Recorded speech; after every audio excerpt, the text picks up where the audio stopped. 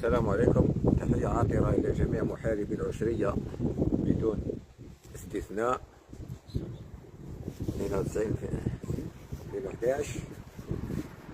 نرحبوا بالأخ والصديق عيسى شامخ اللي زارنا اليوم في ولاية سوق هراس. كاين بعض الأمور إن شاء الله باش نخدموها في العام هذا إن شاء الله لصالح القضية تاع محاربي العشرية، وبعض التحالفات من أجل الدفع بالقضية للأمام. وكاين أمورات وكاين بعض اللقاءات راح نديروها حتى في العاصمة نخليوها في وقتها،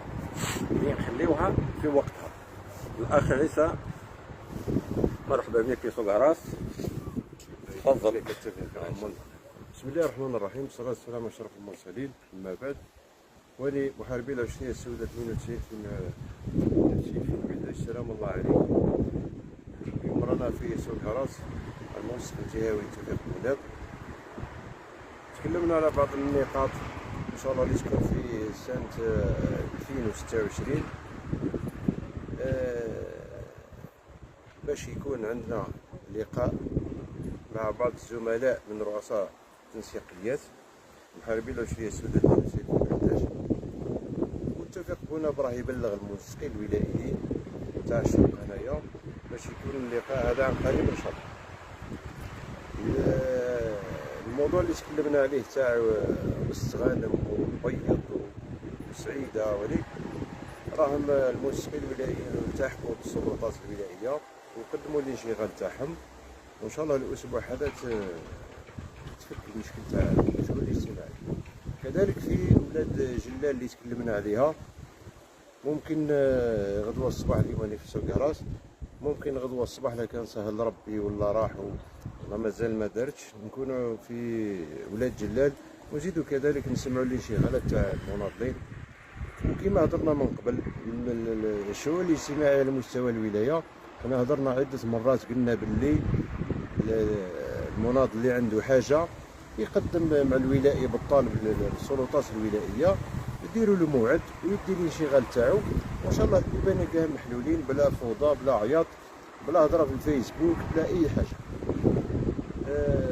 وان شاء الله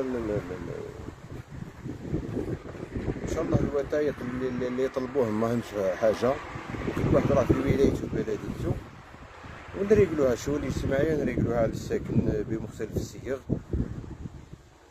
وربي يوفقنا ان شاء الله.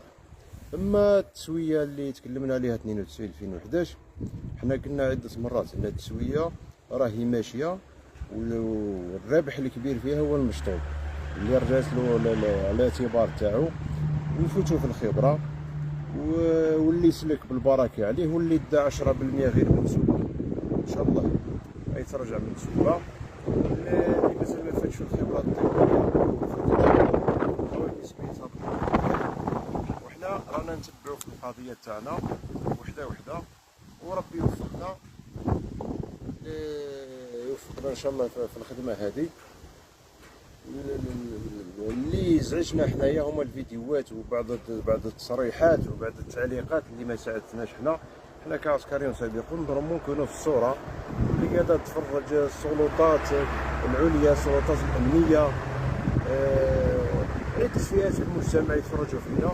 انا نقول للناس انا ما رجحت على واحد الفيسبوك واش يقول ولا واش يعلق، ولكن نترفعوا شويه، عسكريون الناس معروفين، عندنا الاهل، عندنا ولادنا، عندنا نسباننا، عندنا خوتنا، عندنا صحابنا، عندنا الواحد يكون شويه قدها ويترفع شويه على الفيديوهات اللي زايده ولا الرشق بين هذا وهذا تجنبوهم. وحنا رانا نمشيو ان شاء الله لصالح القضيه، ما لا مع فلان لا فلان، حنا نمشيو لصالح القضيه، واللي يسمع واللي يمشي القضيه نحوسوا على هذه الحقوق والكرامه هذه. وعندنا كان طموح في بعض الامتيازات خلاف، وكي يوصل وقتها ان شاء الله نهضروا عليها. ليسونسيال حنا الخبره تمشي،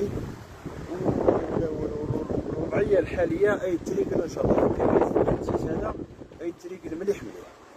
هذا واش راح نقول لكم ديما في سوق هراس، غدوه في ولايه خلاف ان شاء الله، ونهضروا في الحاجه في الولايه نهضروا الوضعيه تاعهم.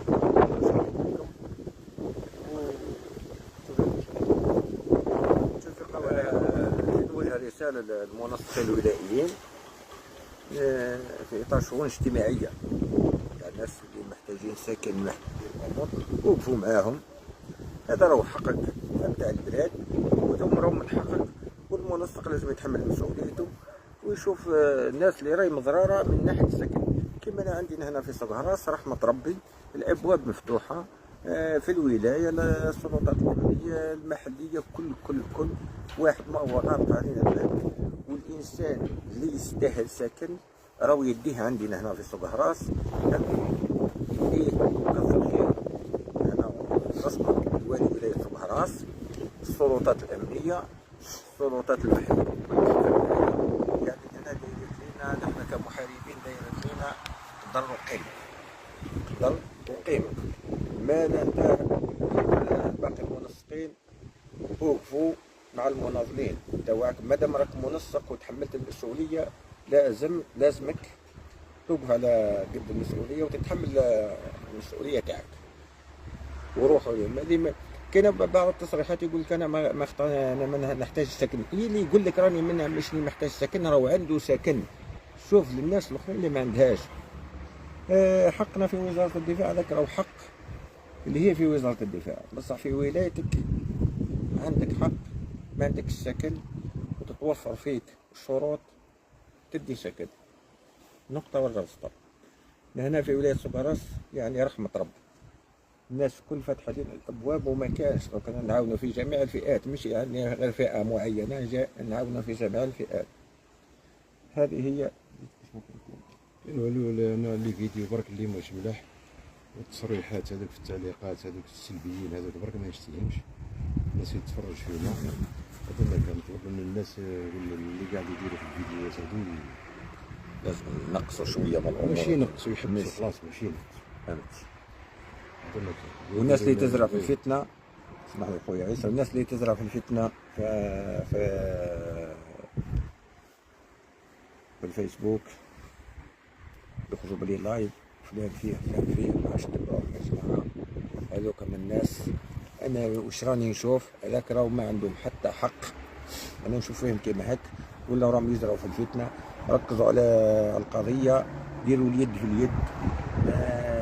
مازال خوتنا ما تسواوش، لازم نقعدوا الارامل والناس اللي مرضى حاكمين كما عندنا في تبسة فوتهم الاخ الوافي وشفناهم هذوك كيف لازم نوقفوا معاهم. لازم ما كنتحمل مسؤوليتنا، مادام راني تايق فيا نتحمل المسؤوليه تاعك. الوضعيه تاع الالام تاع العسكريون اللي ماتوا، الوضعيه تاعهم كاين اللي فات في الخبره ومات، كاين اللي ما فاتش ومات. الاسونسيال اللي مات ربي يرحمه، اللي مازال ربي يبارك في عمره ان شاء الله ويطول فيه. النقطة هذه احنا ما ناسينهاش وراهي مجدولة باش ندافعوا عليها بشراسة، وبربي ان شاء الله تسوى الوضعية تاعكم. ماشي هو مات وخلى الزوجة والأولاد لا ساكن لا مدخول، لا بربي ان شاء الله نشوفوا مع السلطات ونوصلوا للانشغال تاعنا هذا ويكون الحل ان شاء الله. ربي ان شاء الله ان شاء الله. شكرا لكم والسلام عليكم ورحمة الله تعالى وبركاته.